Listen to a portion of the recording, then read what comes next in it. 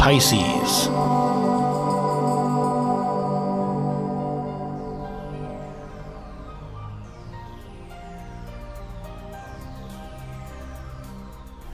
Pisces, Happy New Year 2016, and we're going to check out what the buzz is all about and what you can expect here in this coming year. Now, Mars is going to start off here in your 8th house, so that means it's been operative there in late November and that of December into your 8th house, looking at your financial situation, not necessarily your income, on a monthly basis, the paycheck. It's more about placing your money. Is it in a good place? Is it in a safe place? Are you getting the interest rate that you deserve? Are you getting the commissions and royalties that you deserve? How are you spending money and sharing it with your partner? Those kind of things is how you ended up 2015. So you want to make sure that you do all the research needed before January 4th, as Mars then will move out of this area. When I look at your chart for 2016, I love following the cycle of Mars, because Mars here, Pisces, is your drive, your goal, your ambitions, and so forth. It's where you move forward towards attaining those things that you set out to do. Now in 2016, it's going to have two areas where it will specifically be focusing on, for the most part, from January till that of September. To that of September. So you can imagine that's 9 months moving between two focuses. Normally, Mars will move through a sign just in a matter of a few weeks. So you could say 2 signs easily do within just a couple of months. But we got 9 months. So it's going to start off its first longer journey, which will be between that of January 4th to March 7th, where then it will approach Sagittarius. That is your 10th house of career. So these are the two areas. First your 9th house, then your 10th house. These are the areas that are really going to expand and explode between now and the end of September. So we have first the 9th house. Mars is going to focus from January 4th on foreign countries, foreign people, foreign groups. Maybe you're going to be traveling more here in the beginning of 2016. This is where you're going to dedicate your energy, and I see you really deepening into this the material, because Mars here is at ease with Scorpio. It's the ancient ruler of Scorpio, so you and it are one. Now, whatever plans you're making here or extensive travels you're going to be making, I feel that it's very, very empowering.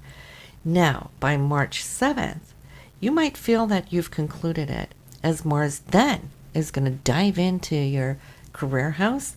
Now, Mars comes into this area once every 2 years, where you can up it, but it's also time to receive your glory, should I say, and you will see that your peers are also seeing that you are a rising and shining star here. Mars will be here until 8 degrees in Sagittarius before it retrogrades. So come April 18th, it will then retrograde to June 30th. This will be a time for you to kind of slow it down a little bit, to look at what advancements you have achieved. Then go back over the field. Did you drop something? Did you lose out on something? Was there something you weren't paying attention to? Go pick up all of those treasures, should I say, maybe opportunities that came and you didn't have time to act upon them. This would be the time to do that. Mars will go direct again here after June 30th. So it has retrograded back into that 9th house. So you're also looking at what you set out early in the year to do. Those foreign contacts, maybe foreign trips, maybe you reaching for some higher education, or also looking into aspects of the law. If you're needing some support there, great time for you to do so as well. So it will start picking up after the 30th in your 9th house. So here we are again. I mentioned there was 2 areas Mars is going to perfect for you this year. And so whatever you need to do, if you need to travel there in July, great time for it. If you're needing to take on a class or research something, because now you're really focused on getting your career back up and running. You started something there earlier at spring. And I could see that you at this point, you're really eager to get back to it and bring that up and out. So right now, whatever you can do by packaging that concept would behoove you, because once it gets back into Sag, which will be August 8th, this is when Mars is going to pick up speed, move forward again in your career field. And I'm feeling that this is going to be such a successful time for you, Pisces, because you have worked for a long time. It's been 2 years that you've been finalizing and perfecting something, but here you're accomplishing. You're really getting it. So coming towards the end of the year, so now we're pretty much looking here into that of late October, November. Mars is going to be in your 11th house. So you're expanding what you have now perfected in your career out towards certain groups, certain organizations. This is also a period where you're reaching for your hopes and your dreams.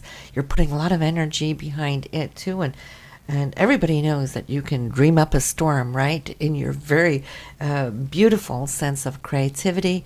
So follow that inner calling, all right? Now, there could be some important people that may enter into your life here at this time, and I'm feeling that that could be really exciting for you as well. And then we're having Mars come into your own house, the 12th house. We're getting close to the end of the year. This is more November. Having Mars here, that's you taking a break.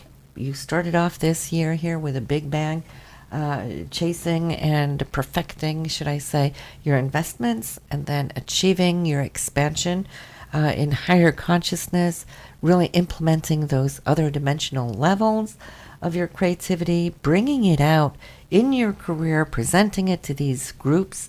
And of course, the 11th house is all about the internet and the web too, right? So when Mars comes into your house here, this is a time for you to absorb the inner energy, to listen within your inspiration, your guides. It's also a time just to recharge batteries, period.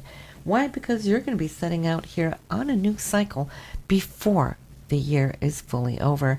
And this is going to allow you to really come forward and show the world. And I feel that by the time December is here, you're recharged and you're ready to spring upon the people around you a new surprise, where Mars has been working behind the scenes, cooking up a whole lot of new, should I say, concepts. Well, this is the time you'll be ready to present it. And it should be very exciting because your ruler is there waiting. Neptune is waiting for Mars to plunge in. And so you're ending 2016 with a big bang in a very, very good way here, Pisces. So we're going to focus a little bit on that Jupiter, which for you is in the 7th house. Now, that is partnerships. Sure, that could be your significant other. If you're single, you might find a new significant other that would be very supportive to who you are. Somebody who's very Jupiter-minded, and Jupiter is your ancient ruler. So I'm feeling kindred spirits may come into your life in 2016 and be of great support to you. I'm feeling that there is that longing to expand that consciousness with somebody that really sees where you're coming from and has the ability to stand behind you. That is what you're going to be getting here this year. Now, Jupiter will retrograde, and it will retrograde early from January 8th through that of May 10th. This gives you extended time to look back over the things that you now can pick up and implement. Maybe, just maybe, there was an opportunity that was presented. Maybe some group reached out to you and you didn't have time to follow up on it. Well, that could be one of these contacts coming in. So this is where you want to work through those things. Maybe not start anything, but anytime after May 10th, absolutely. Now, you could find somebody also here that is very interesting to you that may not live exactly where you live, since Jupiter is present. However, though, I feel it's more that significant other has a very Jupiterian sense of humor and ways of being, and you will have this Jupiter with you until September 10th, all right, in this area. And then Jupiter is going to be moving into your 8th house of shared resources. Jupiter will ask you, so what is fair? Who's giving what and who's receiving what? Is it balanced? Is it good? If so, things are great. If it's not balanced, well, Jupiter is going to say something about it, because it's all about the give and take, the karmic balance in life.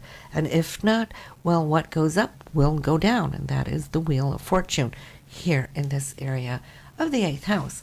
However, though, the benefits of having Jupiter where you're going to have the whole next year, starting here September 10th, is going to be having you look into how you can grow your financial security. Not necessarily looking at your income and your monthly income and expenses. This is where are you placing your money?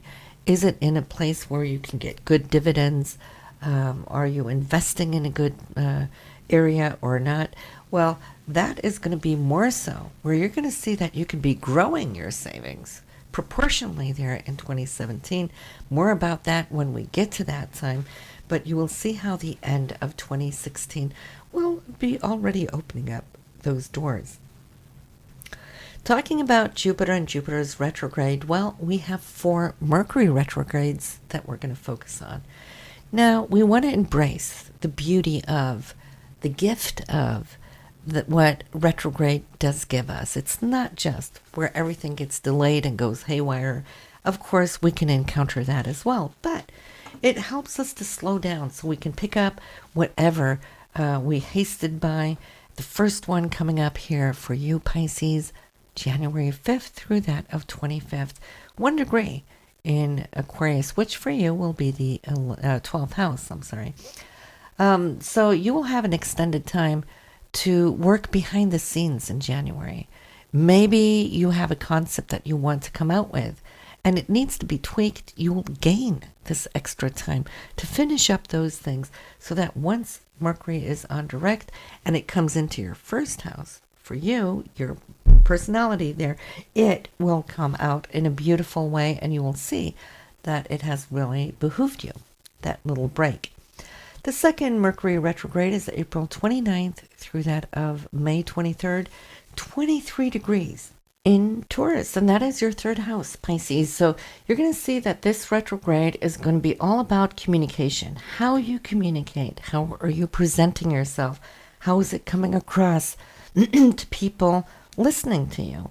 Is it engaging? Does it need to be tweaked or changed up?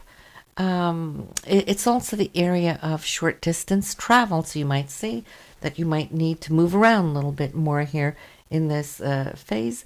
And yes, you can expect a little bit delays since it is about travel, but it should basically help you align yourself with the messages and the communication that is going out.